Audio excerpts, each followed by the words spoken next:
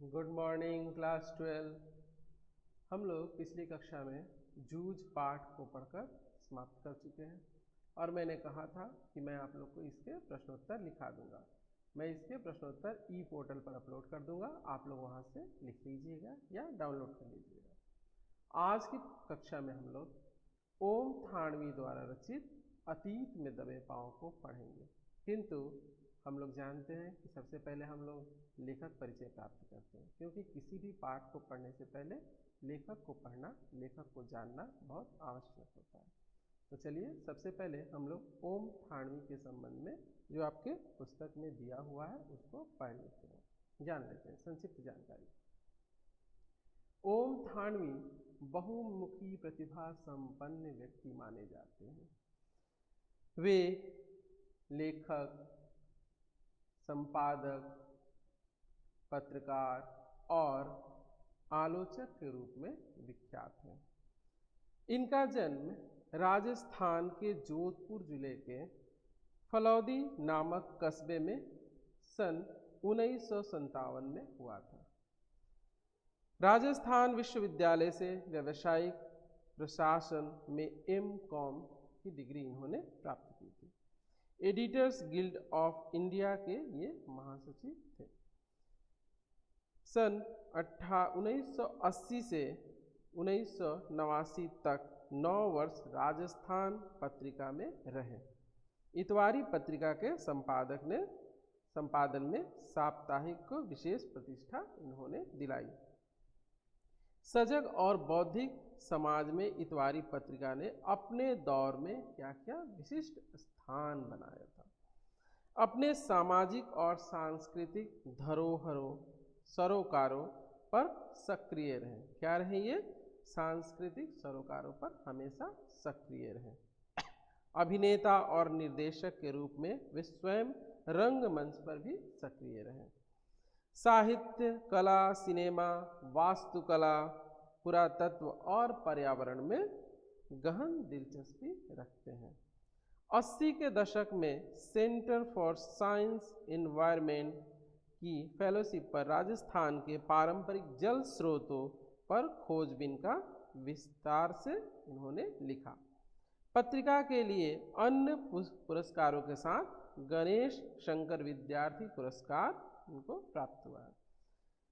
1999 से संपादक के नाते दैनिक जनसत्ता दिल्ली और कोलकाता के संस्करणों का दायित्व इन्होंने संभाला था। पिछले 17 वर्षों से इंडियन एक्सप्रेस समूह के हिंदी दैनिक जनसत्ता के संपादक के रूप में कार्यरत। तो ये आपके पाठ्यपुस्तक में जो उनकी संक्षिप्त जानकारी दी हुई है, हम लोगों ने उसको पढ़ा।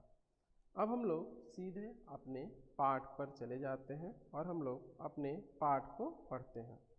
तो चलिए अपने पाठ पर चले जाएं।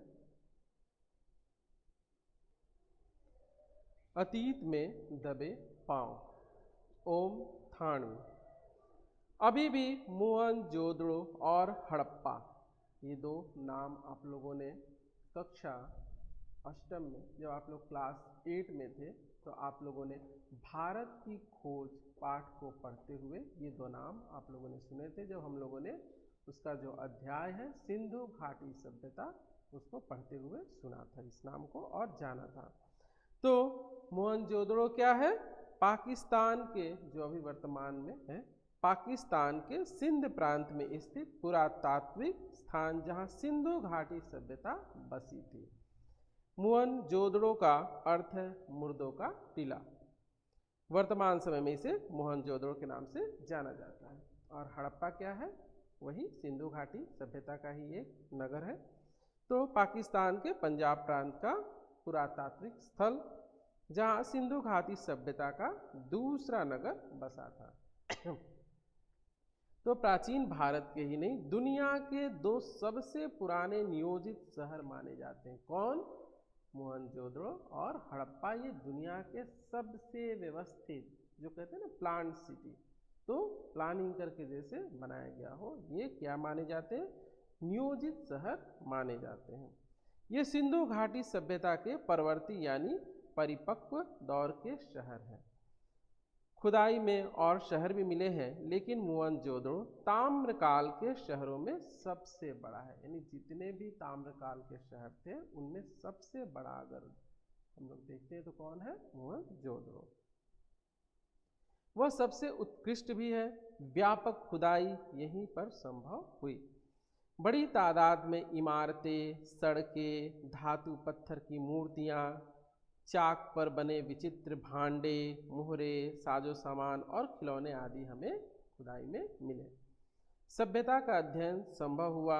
उधर सैकड़ों मील दूर हड़प्पा के ज़्यादातर साक्ष्य रेल लाइन बिछने के दौरान विकास की भेंट चढ़ गए। यानी जब वहाँ से रेल लाइन बिछाई गई तो बहुत से जो साक्ष्य थे वह नष्ट हो गए उस खुदाई में। वो व्यवस्था जो हम लोग कहते हैं ना विकास, उस विकास की बलिवेदी पर चढ़ गए, अर्थात वे नष्ट हो गए।